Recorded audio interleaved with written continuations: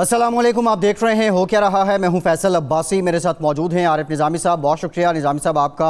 आज वज़ीर-ए-आज़म पाकिस्तान इमरान खान साहब पार्लियामेंट के इजलास में गए, उन्होंने ख़िताब किया, ये वाज़े किया कि मेरी किसी से कोई ज़ाती लड़ाई नहीं है। नैब की जानिब से जो केसेस बनाए गए 90% केसेस उनके इक़्तिदार में आने से पहले के थे। पहले दिन से ही मुझे तकरीर नहीं करने दी गई, प्राइम मिनिस्टर ने यह कहा। फिर बिलावल भुट्टो ज़रदारी ने जवाब दिया, ख्वाजा आसिफ साहब ने जवाब दिया। अब से कुछ देर पहले तक कौमी असम्बली के इजलास में होता क्या रहा, आप देखिए। मेरी कोई किसी से दुश्मनी नहीं। जब आप किसी के ऊपर केस होता है वो कहते हैं जी पॉलिटिकल विक्टिमाइजेशन। और ये जो नैब है ये हमने तो नहीं नैब बनाई, एक आदमी हमने भर्ती नहीं करवाया। नैब तो पुरानी है, 90% केसेस भी पुराने हैं, लेकिन गालियां हर रोज मुझे पड़ती हैं। मैं चाहता हूं कि हमारी पार्लियामेंट चले, यहां डिबेट ही नहीं हो सकती। जब बात करो वो शुरू हो जाते हैं कि जी वो नैब न्याजी नेक्सस या कभी कुछ शुरू हो जाते हैं। मैं चैलेंज करता हूं वजीर आजम साहब को कि या इधर आके डिबेट करे, फेस टू फेस डिबेट करे, जहां आप ऑपोजिशन का सवाल का जवाब दो, या टीवी पे आपका बड़ा शौक है टीवी पे जाने को। हम चैलेंज करते हैं वजीर आजम साहब को कि हमें टीवी पे डिबेट करे, कहीं ना कहीं आए, ताकि आप जो झूठ आप हर तकरीर में दोहराते हो, जो झूठ आप हर प्रेस कॉन्फ्रेंस में दोहराते हो, उसको जवाब आपको देना पड़ेगा। बिलावल भुट्टो ज़रदारी और ख्वाजा आसिफ ने prime minister of Pakistan Imran Khan साहब को मनाजरे का चैलेंज कर दिया है। निज़ामी साहब, पहले प्राइम मिनिस्टर साहब का जो खिताब था उस पर बात कर लेते हैं। जो सब्सटेंस था उसमें अकाउंटेबिलिटी की बात हुई, कोरोना की बात हुई, मिनिस्टर्स को क्रेडिट दिया गया, कुछ हिस्टोरिक इवेंट्स को भी प्राइम मिनिस्टर ने उनका जिक्र भी किया। लेकिन ये प्राइम मिनिस्टर ने एक मरतबा फिर वाज़ेह किया है कि मेरी किसी से कोई ज़ाती लड़ाई नहीं है। और ये पहली बार सुनने को मिला कि नैब के जो केसेस हैं वो 90% प्राइम मिनिस्टर के इक़्तिदार में आने से पहले थे। ख्वाजा आसिफ साहब ये कह रहे हैं कि प्राइम मिनिस्टर का ये रवैया माज़त खाना है। आप एग्री करते हैं ख्वाजा साहब की इस बात से? नहीं, मुझे तो कोई बिल्कुल माजरत खाना नहीं लगा। वो तो अपनी उसी हट पर कायम है जो पहले है कि जी उनका और उनके हवारियों का कि नैब से तो हमारा कोई तल्लक ही नहीं है। भाई ठीक है, नैब उस नैब का चेयरमैन जो है वो इन पीपल्स पार्टी और PMLN की मर्जी से लगा था, और मियाँ नवाज शरीफ ने अपने मखसूस मफादात के लिए कि मुखालफिन के खिलाफ इस्तेमाल करेंगे नैब, उस कानून को ख़त्म नहीं किया जिसके तहत नैब बनी थी। ये तो बातें अपनी जगह पे। लेकिन ये कहना कि नैब गैर जनबदार अदारा है, किसी से डिटेक्शन नहीं ले रहा और बड़ी तनदही से अपना काम कर रहा है और वो करप्शन की सफाई कर रहा है, वो उसकी अगर आप देखें पाकिस्तान में आपको रेफरेंडम करवा लें तो नैब जो है एक ऐसा ही अदारा समझा जाएगा जो एहतसाब की जगह इंतकाम में मसरूफ़ है, उसी तरीके से जैसे कि सैफुर रहमान के दौर में एहतसाब ब्यूरो था। जी अच्छा निज़ामी साहब, ख्वाजा आसिफ साहब आज खासे जो हैं वो दिल उन्होंने बड़ा हल्का किया, बड़े जज्बाती थे।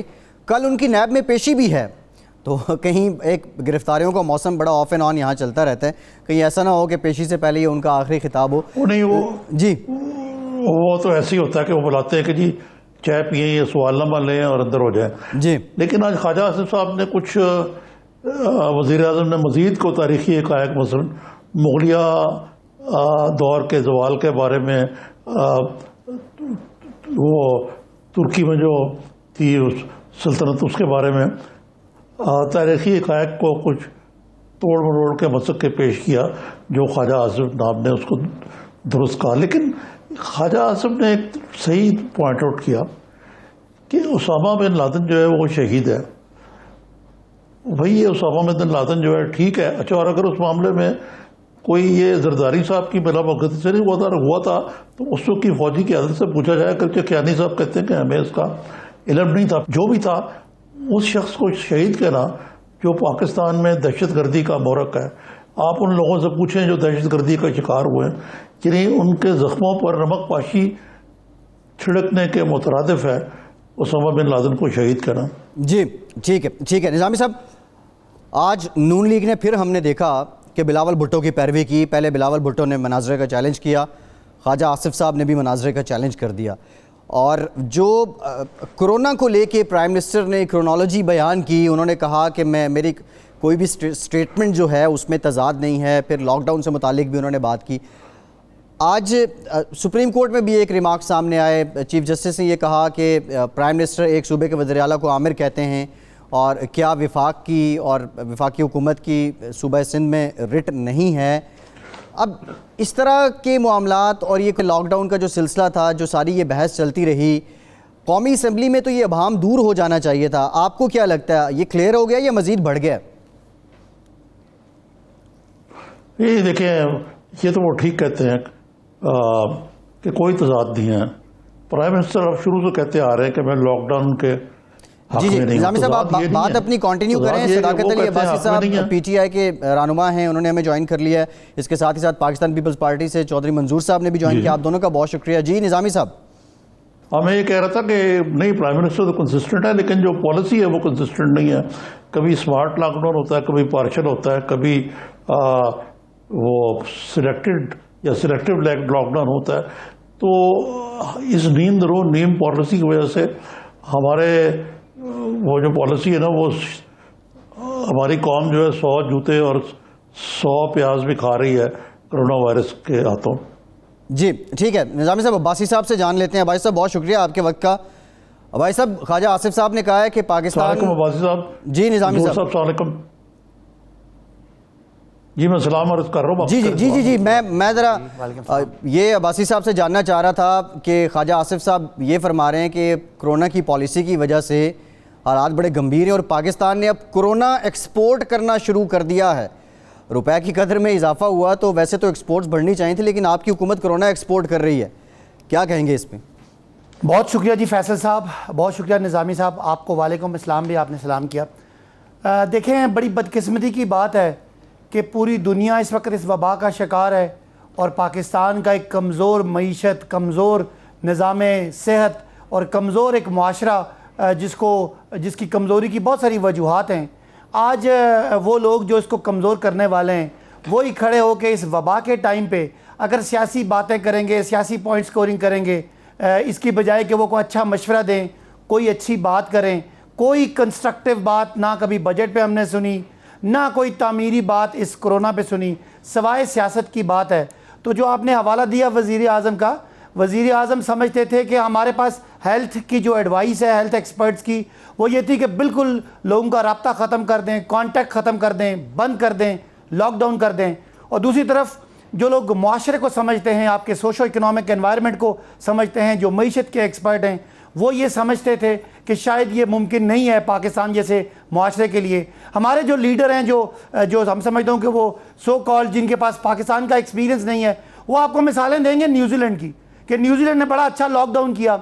इनको समझ ही नहीं है कि न्यूजीलैंड की आबादी 45 लाख है, जो हमारी पिंडी जितनी आबादी है, और न्यूजीलैंड की पर कैपिटा जीडीपी फी कस आमदनी जो है वो $42,000 है, जबकि पाकिस्तान की इन्हीं लीडरों की वजह से $1200। अब्बासी साहब गुफ्तगू का सिलसिला यहीं से जोड़ेंगे। ब्रेक पे जाना है, ब्रेक पे जाना है। ब्रेक के बाद जब आएंगे, ब्रेक के बाद जब वापस आएंगे तो इन स्टैट्स पे भी जाएंगे, चौधरी मंजूर साहब से भी जानेंगे, और जो मनाजरे का चैलेंज है आज अपोजिशन का, वज़ीर आज़म को क्या वज़ीर आज़म आएंगे अपोजिशन के सामने मनाजरा करेंगे। ब्रेक के बाद इस पर बात करते हैं, हमारे साथ रहिए।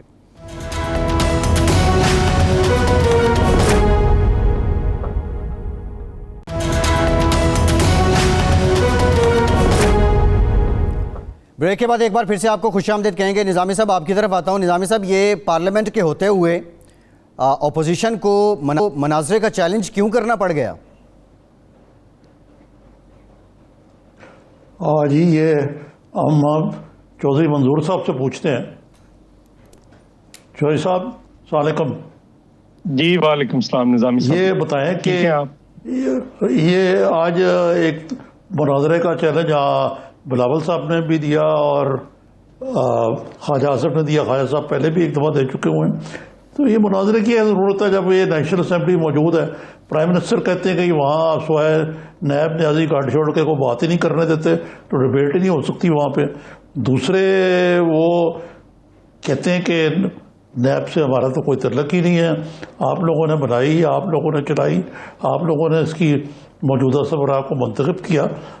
तो ये आप इन दोनों बातों का क्या जवाब देते हैं? बहुत शुक्रिया निज़ामी साहब। देखिए, दो बुनियादी चीज़ें हैं। ये हुकूमत और इसके जो ज़ोमा हैं, ये कमाल के लोग हैं, ना किसी की कोई बात सुनने के लिए तैयार हैं, ना कोई बात समझने के लिए तैयार हैं, और ना ही कुछ करने के लिए तैयार हैं। सिर्फ बातें करने के लिए तैयार हैं, और बातें भी सामने नहीं, जिसकी वजह से ये मुनाजरे की बात हुई। अगर प्राइम मिनिस्टर बात करते हैं तो बात सुने भी लोगों की, और बात सुन नहीं सकते तो करने की क्या जरूरत है। अपोजिशन ज्यादा बात करती है, हुकूमत कम बात करती है। ये पहली हुकूमत है जो कहती है सिर्फ हमें सुने, हमारी बात सुने, और जिसका कोई मतलब मकसद नहीं होता। अभी ये हमारे दोस्त हैं अब्बासी साहब फरमा रहे थे कि हम ये न्यूजीलैंड की मिसाल देंगे। आप जिस खित्ते की कहते हैं उस खित्ते की मिसाल दे देते हैं। आपको लातीनी अमेरिका की मिसाल चाहिए, वहां से दे देते हैं, वो पाकिस्तान जैसे ममालिक हैं। यूराग्वे की मिसाल दे देते हैं। नहीं, मेरी गुजारिश सुन लेना। इंडिया के तो आपको मोदी बहुत पसंद है ना, चूंकि आप तो उसके जीतने की दुआएं मांगते थे ना ताकि मसला कश्मीर हल हो जाए।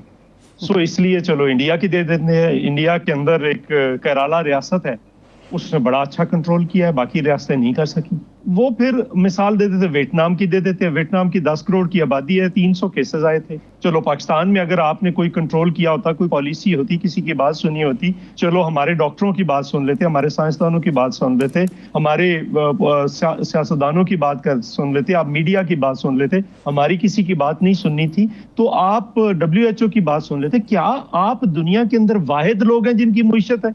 बाकी मुल्कों की मुश्तें नहीं है जिनको पता नहीं है कि क्या करना है क्या नहीं करना। उन्होंने वियतनाम जो है 10 करोड़ की आबादी है, पाकिस्तान जैसा मुल्क है, पाकिस्तान जैसे रिसोर्सेज है, उन्होंने करके उनकी मुश्त गिरी नीचे, वापस सब कुछ खोल दिया उन्होंने। वापस आपके 600 आ जाते, 6000 आ जाते, क्योंकि आपने ना टेस्टिंग की है, ना ट्रेसिंग की है, ना आइसोलेशन की है, बल्कि आपने फैलने दिया उसको। ताफ्तान से लेकर आप बेनजीर इनकम सपोर्ट प्रोग्राम के पैसों की तकसीम तक देख ले। सो जो निजामी साहब का सवाल है, तो बात जब सुनने के लिए तैयार नहीं है तो डिबेट तो होती है ना आमने सामने। तो हम इनको कहते हैं कि आमने सामने बैठ जाएं, पार्लियामेंट में बैठना है पार्लियामेंट में बैठ जाएं, टीवी पे बैठना है टीवी में बैठ जाएं, आप कुछ सवालात है उनके जवाब दे दें। एक नैब की बात की निजामी साहब ने, देखिए ये कहते हैं कि नैब न्याजी गठजोड़ की बात करते हैं। भाई आपके 17 केसेस KPK के हैं, यहाँ पे आपने कहा जी कि यहाँ पे केसेस हैं, यहाँ पे दवाइयों का आपने कहा जी कि केस आया, क्या हुआ? नैब ने उस पर क्या किया? 200 से 300% दवाइयां महंगी होगी। आपका एक के बाद एक जो है वो स्कैंडल आ रहा है। चीनी का स्कैंडल है, आटे का स्कैंडल है, अभी जो पेट्रोल का है वो देखिए, अभी पेट्रोल का भी आ गया है। ये मेरा लेटर है, मैं अभी आपको मेरे पास लेटर है जिसमें इस हुकूमत ने रोका है, हुकूमत ने रोका है MCOs को और रिफाइनरीज को 25 मार्च को कि आप तेल जो है वो परचेज ना करें, बाहर से ऑर्डर्स कैंसिल करें। जी ठीक है, ये ठीक है। चौधरी साहब जो चौधरी साहब जी निजाम साहब, अब्बासी साहब आपका राइट टू रिप्लाई है। आप ये बातें जो इन्होंने इतनी लंबी चार्जशीट बना दी है, इसका जरा जवाब ही दे दें आप। ठीक है, इसमें एक बात ऐड कर दूं भाई साहब, ये भी कि नैब के जो केसेस की प्राइम मिनिस्टर बात कर रहे हैं, पुराने केसेस में आज राजा परवेज अशरफ साहब जो हैं वो रेंटल पावर केस में बरी हो गए हैं, शौकत तरीन साहब बरी हो गए हैं। तो जो बात प्राइम मिनिस्टर कर रहे हैं, आपका एहतसाब का जो विज़न था उसके लिए, उसमें नैब रुकावट है या आपके लिए कहीं सहूलत है? देखिए, मैं पहले ज़रा पिछली बात, चूँकि मेरी ब्रेक आ गई थी, मैं बात नहीं कर सका। मैं पीपल्स पार्टी के दोस्तों को हम आइडियलाइज़ करते थे। मैं पहली दफ़ा पार्लियामेंट में आया हूँ, मेरा ख्याल था कि ये बजट पे कोई तकरीरें करेंगे, पता नहीं कितने इल्मियत वाले लोग होंगे।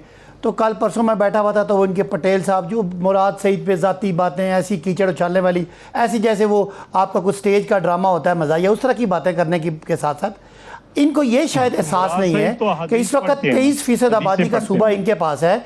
अगर ये समझते हैं कि कोई लॉकडाउन की कोई पॉलिसी इनके पास थी तो भाई आप इंप्लीमेंट कर देते। आप लॉकडाउन में फेल हुए, आपने कोशिश की राशन देने की, उसमें आपकी पकड़ा गया, आपको वो उन्होंने बंद करा दिया अदालतों ने।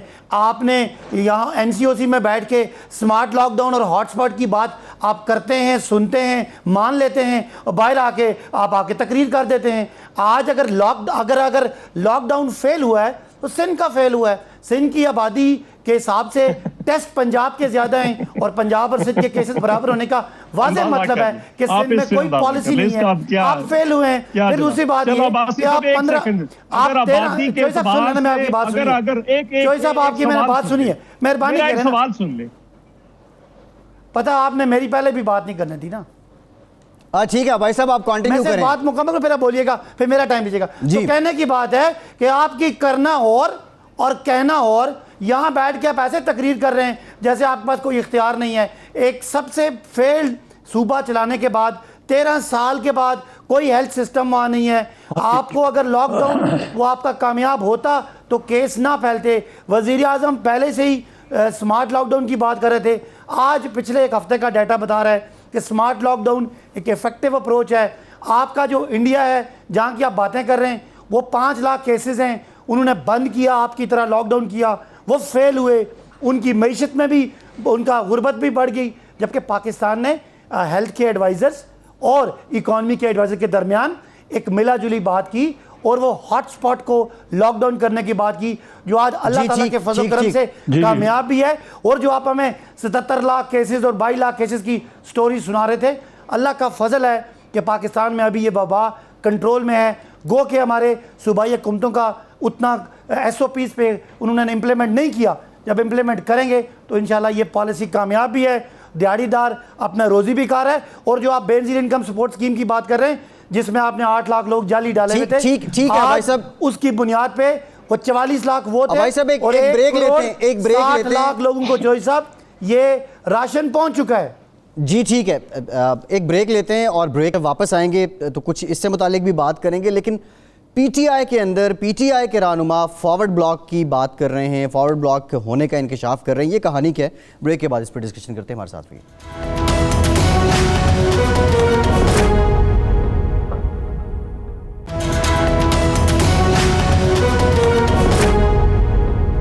ब्रेक के बाद एक बार फिर से आपको खुशामदीद कहेंगे। कल हमारे प्रोग्राम में फैसलाबाद से PTI के MNA राजा रियाज साहब थे और उन्होंने इंकशाफ किया कि PTI में 20 से 22 लोगों का फॉरवर्ड ब्लॉक है। राजा रियाज कहते हैं कि या मैं सीट छोड़ दूं, ये जो तस्लील हो रही है, या ये रुक जाए। निज़ामी साहब, इत्तेहादी नाराज़, कैबिनेट में रोले और फॉरवर्ड ब्लॉक की बातें हैं आज, क्या इसी वजह से अगर मान लिया जाए कि प्राइम मिनिस्टर का रवैया कर्टियस था अपोजिशन के साथ या पार्लियामान में, यही वजूहात हैं? नहीं, प्राइम मिनिस्टर तो जैसे कह रहे थे पहले भी वो काफ़ी देर से, अब मैं देखता हूँ वो ज़रा मेलोडाउन हो गए हुए हैं और पार्लियामेंट में उनको पता किस तरह गुफ्तगू करनी है। पहले चौधरी मंजूर साहब से पूछें, फिर सदाकत अली अब्बासी साहब से लेते हैं जवाब। चौधरी साहब, ये बड़ी बातें हो रही हैं फॉरवर्ड ब्लॉक की, पीपल्स पार्टी के अंदर फवाद चौधरी ने जो शोर मचाया हुआ है उसके हवाले से, PTI में मेरा मतलब है, फिर जरदारी साहब और बिलावल साहब के राब्ते मेंगल साहब के साथ, ये क्या खिचड़ी पक रही है?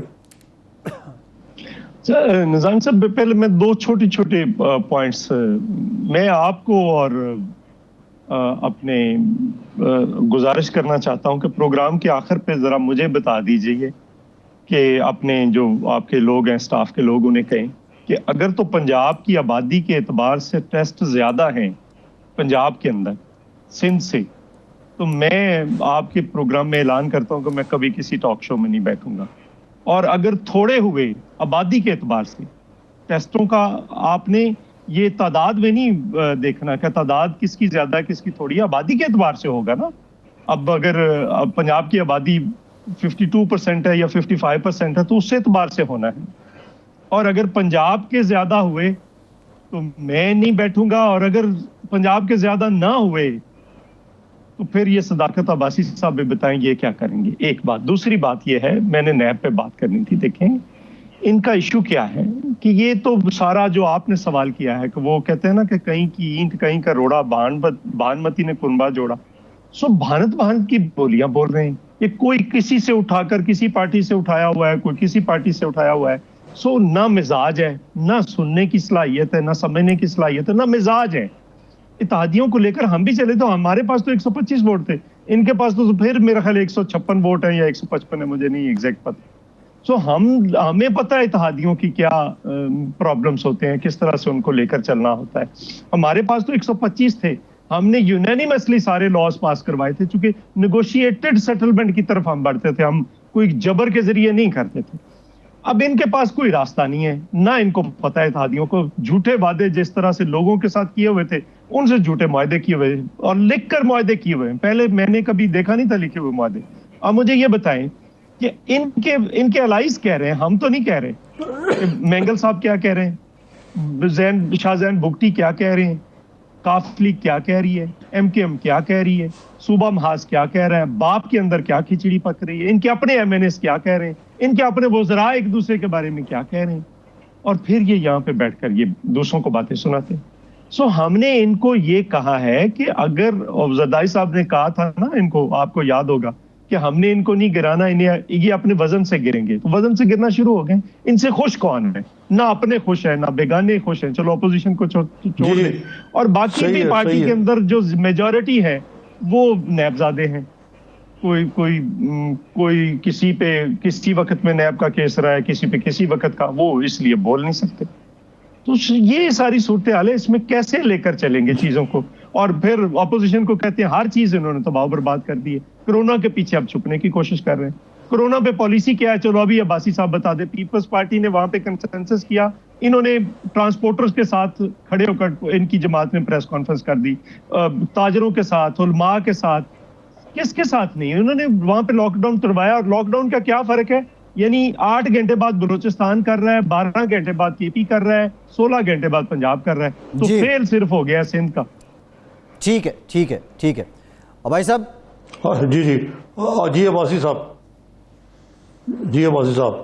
सदाकत अली अब्बासी साहब, ये दो बातें बड़ा आपने जो नैब वाली बात, ये जो चार्जशीट लगाया उन्होंने, जवाब नहीं दे सका। जी भाई साहब आप कंटिन्यू करें। जी नैब के हवाले से निजामी साहब, जी नैब के हवाले से इनका जो सवाल था, हम इनको बार बार समझाते हैं कि आप जो बातें करते हैं, हम आपकी बातों को सपोर्ट करते हैं, फलां भी केस खोले, फलां भी केस खोले। पता नहीं ये इनको समझ नहीं आ रही कि या ये समझना नहीं चाह रहे कि नैब एक इंडिपेंडेंट ऑटोनमस इदारा है जिसको आइन कानून एक इख्तियार देता है। यहाँ कौन होगा जो दूसरों की डायरेक्शन लेगा? एक नैब के चेयरमैन जो आपने लगाए थे और बाकी सारा स्टाफ आपने लगाया था। अब आपको ये इस बात पे हंसी आए या रोना आए, ये तो आपके अपने, उस वक्त आप कहते थे कि मियाँ साहब उस वक्त वो कहते थे कि इनका हम पेट फाड़ेंगे। आपने केसेस सारे एक दूसरे के खिलाफ बनाए हुए थे। अब आपका दूसरा सवाल कि हमारी पॉलिसी क्या है? हमारी पॉलिसी बड़ी वाज़ेह है चौधरी साहब, कि जब आपने कंप्लीट लॉकडाउन या एक कर्फ्यू वाली बात की थी इटली और फ्रांस को देखे, तो आपको समझ नहीं थी, आपका फेल हुआ। आपको पता नहीं था कि लियारी में लोग इस तरह का, आपकी फोर्स नहीं है जो आप वहाँ पे लॉकडाउन करके आप इस बीमारी को रोक सकते हैं। आज आप सही लाइन पे आ गए, वज़ीर आज़म की लाइन पे आ गए। आज आप एक मोहल्ले, गलियां और वो यूनियन काउंसिलें बंद कर रहे हैं जहाँ पे कोरोना के केसेस हैं। आपने कहा कि मैं आज भी चैलेंज करता हूँ कि पंजाब के टेस्ट सिंध से ज्यादा है और सिंध के केसेस पंजाब से ज्यादा हैं। हालांकि अगर आबादी के हिसाब से जाएं चौधरी साहब, तो पंजाब की आबादी सिंध से दुगनी है। तो ये अबाई साहब ये कोरोना पे बात हो गई है। अब्बासी साहब, मेरा आपसे सवाल ये है, अब्बासी साहब फॉरवर्ड ब्लॉक के मुतालिक बताएं, राजा रियाज जो बात कर रहे हैं, क्या PTI में फॉरवर्ड ब्लॉक मौजूद है? हाँ, देखें, मैं समझता हूं कि बजट का टाइम है। इस बजट के टाइम पे हर बंदा अपने हलके के लिए फंड मांगता है। MNAs का दबाव होता है, वो नाराज़ इसलिए नहीं होते कि उनको इमरान खान की क़यादत की बजाय बिलावल साहब की या शहबाज शरीफ साहब की पसंद आ गई है। एक तरीका होता है, जो आपके एलाइज हैं उनका भी और जो आपके लोग भी MNAs हैं, वो अपने तरक्याती चीज़ें मांगते हैं, वज़ीरों पे दबाव डालते हैं कि उनके फ़ंड रखे जाएं, और उसमें नाराज़गियाँ होती हैं। एक बात रेस्ट श्योर, अभी भी और अभी 3 साल भी, और मुझे तो अगले 5 साल भी फंड्स के लिए लोग आपको ब्लैकमेल कर रहे हैं, आपकी हुकूमत को फंड्स के लिए, और इस वजह से फॉरवर्ड ब्लॉक बन गया। आप ये कहना चाह रहे हैं? ब्लैकमेल सख्त लफ्ज़ है जी, असल ब्लैकमेल सख्त लफ्ज़ है। मेरी कोशिश थी कि मेरे हलके को 2 बड़े पुल मिल जाएं। मेरी कोशिश थी कि मुझे एक और हलके में यूनिवर्सिटी मिल जाए, मुझे नहीं मिली। मुझे गुस्सा तो है, मैं अपना गुस्से का इजहार तो करता हूँ। इसी तरह MNAs जो है वो हल्के के तरक्याती फंड मांगते हैं, उनकी नाराज़गी होती है, और जो एलाइज है वो भी ज़्यादा से ज़्यादा हिस्सा मांगते हैं बजट में। इंशाल्लाह बजट पास भी होगा, फॉरवर्ड ब्लॉक है या नहीं है ये बता दें। सेलिंग भी होगी, और हम जिस तरह 1.5 साल अपनी ऑपोजिशन को बहुत पीछे छोड़ दिया है, इनकी हमारी जो स्पीड का गैप है ये बहुत पीछे रह जाएंगे। They have nothing to sell, ये सब अपना सौदा बेच चुके हैं, इनके पास सिर्फ केसेस हैं, इन्होंने आने वाले दिनों में सिर्फ केसेस ही भुगतने हैं। निज़ामी साहब, अब्बासी साहब बता तो नहीं रहे फॉरवर्ड ब्लॉक है या नहीं? जी ये तो वक्त कोई बताएगा। फॉरवर्ड ब्लॉक नहीं है अब्बासी साहब फैसल, जो कोई कह रहे हैं फॉरवर्ड ब्लॉक कि- नहीं है। ये बजट के टाइम पे अपने अपने फिलहाल हलकों के तो- लिए चीजें लेने का एक दबाव है। डोंट वरी, यहाँ कोई ऑप्शन ही नहीं है जी। पाकिस्तान में इस वक्त। कोई ऑपोजिशन के पास कोई ना एजेंडा है, ना कोई दुरुस्त टीम है। है और ना कोई नजर आ रहा है। वो सारे अपने अपने केस बचाओ, नैब न्याजी गठजोड़ तनकीद कर रहे हैं नैब पे। उनके पास है ही नहीं कुछ बेचने को। अच्छा, मुख्तरन चौधरी साहब, वक्त कम है, जरा आप इसका जवाब दे दें कि फॉरवर्ड ब्लॉक है या नहीं, आपको कोई राब्ते हैं? देखिए, नहीं, हमारे कोई राब्ते नहीं है। वो जैसे हमने कहा था कि ये अपने वजन से गिर रहे हैं, ये किसी ने नहीं बनाया, ये खुद इन्होंने बनाया है। जो कुछ है अंदर की तोड़ फोड़ है, इनके वज़रा के अंदर लड़ाइयां हमने करवाई हैं कोई आपस में एक दूसरे के खिलाफ। वो कहते हैं 2 वज़ीर आज़म के उम्मीदवार हमने बनाए, हमसे तो कोई पूछ कर नहीं बना। और इसके अंदर इतना ज्यादा सूरत हाल खराब है कि आप जिससे मिलते हैं, पुराने जानने वाले हैं, हम भी थोड़ा बहुत चलो सियासी कारकुन है, तो जिससे पूछते हैं, जिससे मिलते हैं, वो रोना शुरू हो जाता है। और हर कोई रो रहा है। इस मुल्क का ताजर रो रहा है, इस मुल्क का किसान रो रहा है, मजदूर रो रहा है, इनके अपने पार्लियामेंटेरियंस रो रहे हैं, तादी रो रहे हैं। इनसे खुश कौन है? पता नहीं कौन खुश है। इनके वज़रा रो रहे हैं, वो कह रहे हैं हमारे ऊपर आगे आज लिखा है फॉल्ट लाइंस के ऊपर उन्होंने कॉलम लिखा है, उनके जो एडिटर हैं इस्लामाबाद में, तो उन्होंने ये 10 फॉल्ट लाइंस का जिक्र किया है पीटीआई के अंदर जो है। और जो सबसे बड़ी फॉल्ट लाइन है वो भी मौजूद है, वो इमरान वर्सेस इमरान है। खुद जो कुछ उन्होंने कहा है उसके खिलाफ बोल रहे हैं। सो इसलिए देखें, ये आने वाला इनका टाइम गुजर चुका है। निजामी साहब, आपने इतनी हुकूमतें देखी हैं, पहले साल ही होता है, या काम करने के लिए पहले 2 साल होते हैं। मैं किसी हुकूमत को देखूं, उसकी जो पॉलिसीज उसने बनाई वो पहले साल में बनती है और उसके बाद उन पे इम्प्लीमेंटेशन शुरू होती है। ना इनके पास विजन है, ना कोई पॉलिसी है, ना कोई प्रोग्राम है, ना कोई प्लानिंग है, ना कोई इम्प्लीमेंटेशन। तो आगे क्या करेंगी? सारे तबके रो रहे हैं। एक्सपोर्टर से पूछ लें, आप जर्नलिस्ट से पूछ लें, जिससे मर्जी पूछ लें। ठीक है, बहुत शुक्रिया चौधरी मंजूर साहब, बहुत शुक्रिया आपका इस इलाके के लिए। बासी साहब, बहुत शुक्रिया। एक ब्रेक लेते हैं और ब्रेक के बाद कुछ जिक्र करेंगे फवाद चौधरी साहब के इस्तीफे से मुतालिक जो बातें हैं इसका, और कुछ कोरोना से रिलेटेड मुख्तलिफ वज़रा की जो मुख्तलिफ बयानात हैं उस पर भी बात करेंगे। हमारे साथ रहिए।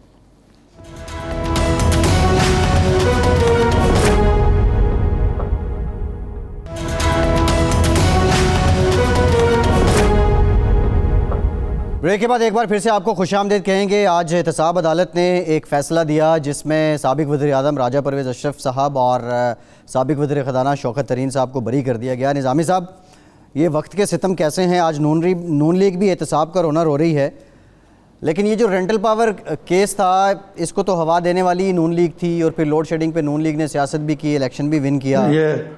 जी यही मैं आपको बताने लगा हूँ कि जो आरपीपी का केस था, ये शौकत तरीन जो थे, इन्होंने बाकायदा इसका एशियन डेवलपमेंट बैंक में ऑडिट कराया और उसके ज़रिए ये जो मामलात थे वो इसको 8 अरब से 23 अरब तक 28 मेगावाट तक क्या ले जाना चाहते थे, इसके साइज़ बढ़ाना चाहते थे, ये जो साहिवाल का प्लांट है। इसलिए ये सारा मामला बीच में ही रह गया। लेकिन इसको परसू करने वाले, हालांकि शहबाज शरीफ साहब को शौकत तरीन साहब एडवाइस भी कर रहे थे, उसको परसू करने वाले खुद पीएमएलएन थे, क्योंकि वो राजा रियाज साहब को राजा परवेज़ अशरफ साहब, ख्वाजा आसिफ साहब थे, राजा परवेज़ अशरफ साहब को, राजा परवेज़ अशरफ को जी उनको विक्टिमाइज करना चाहते थे जी। जिसके लिए शौकत तरीन साहब, हालांकि उन्होंने काफ़ी अरबों रुपए पाकिस्तान के बचाए, लेकिन उसको इसकी उल्टा सजा भुगतनी पड़ी। और हालांकि वो पीएमएलएन गवर्नमेंट के करीब थे, लेकिन उनके साथ मुनाफकत बरती गई कि उनको कहा गया जी ठीक है, और उनको कहा जी केस अगर शौकत तरीन का ख़त्म किया तो फिर वो राजा साहब भी बच जाएंगे जी। तो इसलिए मामला चलता रहा, इसमें केस तो जान कोई नहीं थी। ठीक है। अच्छा निज़ामी साहब, वज़रा की जानिब से ऐसे बयान आना ये मिसलीड करने के मुतरादिफ नहीं है इस जी? नहीं, ये मुताले का फुकदान है और बोलने से पहले सोचने की आदत ना होना है। और ये इसमें ये प्राइम मिनिस्टर डाउनवर्ड होता है काबीना के अंदर कि ऐसी ऐसी बोंगियाँ मारते हैं जो कि बिल्कुल, अब देखें जो जरताज गुल साहब ने कहा, ये एक बाकायदा सोशल मीडिया पे मजाक बना हुआ है, वो बहुत लंबी बात हो जाती है। लेकिन ये इतनी सीरियस मसले पे टिड्डी दल जो है वो कोरोना से भी ज़्यादा माली तौर पर नुकसान पहुंचाएगी पाकिस्तान की मईशत को। लेकिन आप उस पर इस तरह की बातें कर रहे हैं। एक वजीर साहब कहते हैं कि इससे खाद बन सकती है। खुदा का वास्ता है को खौफ करें। ये प्राइम मिनिस्टर को चाहिए कि अपनी टीम को कहे कि पहले पढ़ा करें, फिर बोला करें, तोला करें, बोला करें। Thank you. जी ठीक है निज़ामी साहब, कोरोना जहां बहुत सी जानें भी ले रहा है, बहुत से लोग मुतासर भी हो रहे हैं, 1,92,000 के करीब मुसद्दिका केसेस हैं पाकिस्तान में, वहाँ बहुत सी सनदें हैं जिन्हें मुतासर किया है। ये जो बनाव सिंगार का शोबा है, इसमें हेयर ड्रेसर हों या ब्यूटी सैलून्स हों, इन लोगों ने खासा सफ़र किया है और अब कुछ मुतालिबात आ रहे हैं। जो हेयर एंड ब्यूटी एसोसिएशन है उनकी जानिब से भी, इनकी वाइस प्रेसिडेंट हैं सईदा मांडवी वाला साहिबा, उन्होंने भी हमें ज्वाइन किया है। इनसे भी बात कर लेते हैं। बहुत शुक्रिया सईदा साहिबा, आपसे भी बात करूंगा। लेकिन निज़ामी साहब, दिहाड़ीदार लोगों की बात होती है। दिहाड़ीदार तबका सिर्फ वो नहीं है जो सड़कों पे हमें नज़र आता है मजदूरी करता हुआ। ये जो सैलून्स में या दीगर सेक्टर्स में जो सर्विस सेक्टर से रिलेटेड लोग हैं, जी ये जी इनको ज़्यादा ब्यूटी इंडस्ट्री जो है, इसमें बहुत सारी लड़कियां जो है वो काम करती हैं और वो बेचारी बेरोज़गार हैं। या कितनी देर उनको ये ब्यूटी सैलून्स अगर बंद रहे तो उनको सस्टेन कर सकते हैं। सईदा साहब आप बताएं, मेरे ख्याल से ये आपका शोबा है।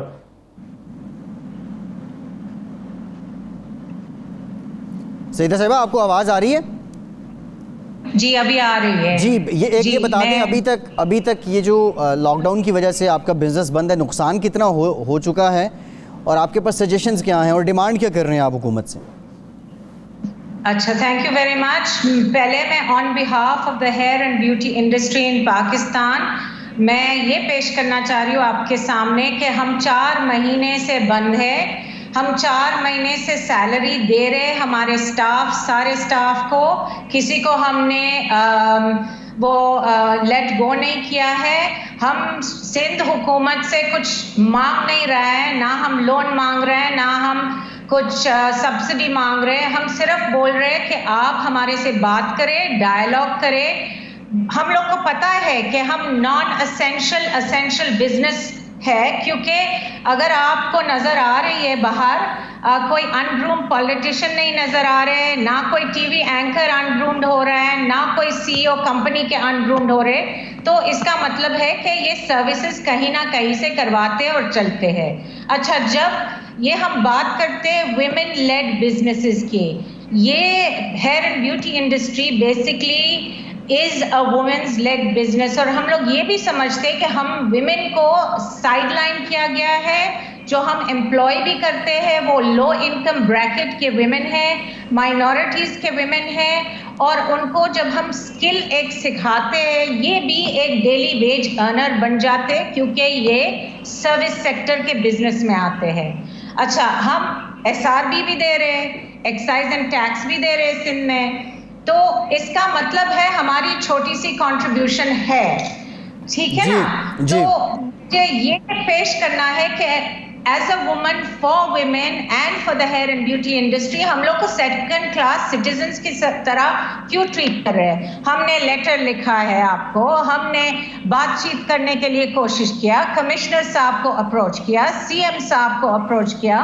ये डायलॉग उनके साथ March 8 से हो रहा है, not to reopen but to reopen in a safer and more secure वे।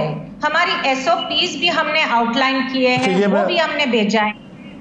जी बताएं। जी यही मैं पूछना चाह रहा था आपसे कि ये जो आपने जो सेफ्टी के लिए SOPs हैं वो जो म्यूचुअली एग्रीड हो, उस पर कोई बातचीत किया आपने अभी तक, या किसी ने आपको अप्रोच किया?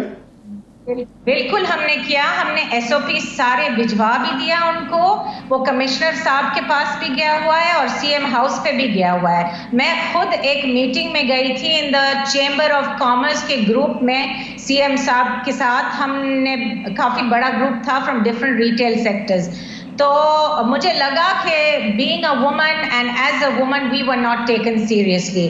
तो मुझे ये अफसोस से कहना पड़ता है कि देखिए हमारे तरफ तो एसओपीज इंटरनेशनल स्टैंडर्ड्स की एसओपीज है, हम बाजारों की तरह नहीं है, कंट्रोल्ड एनवायरनमेंट्स में हम लोग काम करते हैं, वी कैन मॉनिटर कोई भी अंदर आते बगैर, बल्कि हम उनको देते हैं mask, gloves, sanitisation, social distancing, सारा कुछ हमारी पूरी इंडस्ट्री ये कर रहे हैं, छोटे बड़े सब। जो छोटे हैं उनके लिहाज से वो कर रहे हैं, जो बड़े हैं वो उनके लिहाज से कर रहे हैं। मतलब मुझे ये है कि ये जो मैसिव अनएम्प्लॉयमेंट स्पाइक आ जाएगा और इकोनॉमिक बर्डन भी बन जाएगी, और हम जो इतने सारे औरतों को एक स्किल सिखाते हैं, इसमें वो लोग कहाँ, ये घरों में काम करेंगे क्या, भीख मांगेंगे बाहर? ठीक है, तो ठीक है। सीएम साहब प्लीज हमारी आवाज सुने and please start a dialogue, because this is really what we want, and we want some credibility and some respectability. ठीक है सईदा साहिबा, वन लाइन बताइए, आप किस सीएम से मुतालबा कर रही हैं? सीएम पंजाब से, सीएम सिंध से,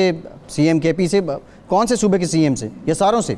नहीं, सीएम सिंध से, क्योंकि पंजाब और इस्लामाबाद में तो ये बिजनेसेस खुल गए हैं, सिर्फ सिंध में ये नहीं खुले हैं। और ये क्या हो क्या रहा है कि कोई कोई खुला रखते, कोई कोई बंद करते, मगर इनको हरासमेंट होता है। ठीक है, ठीक है, ठीक है, ठीक है सईदा साहिबा, आपका पॉइंट ऑफ व्यू आ गया।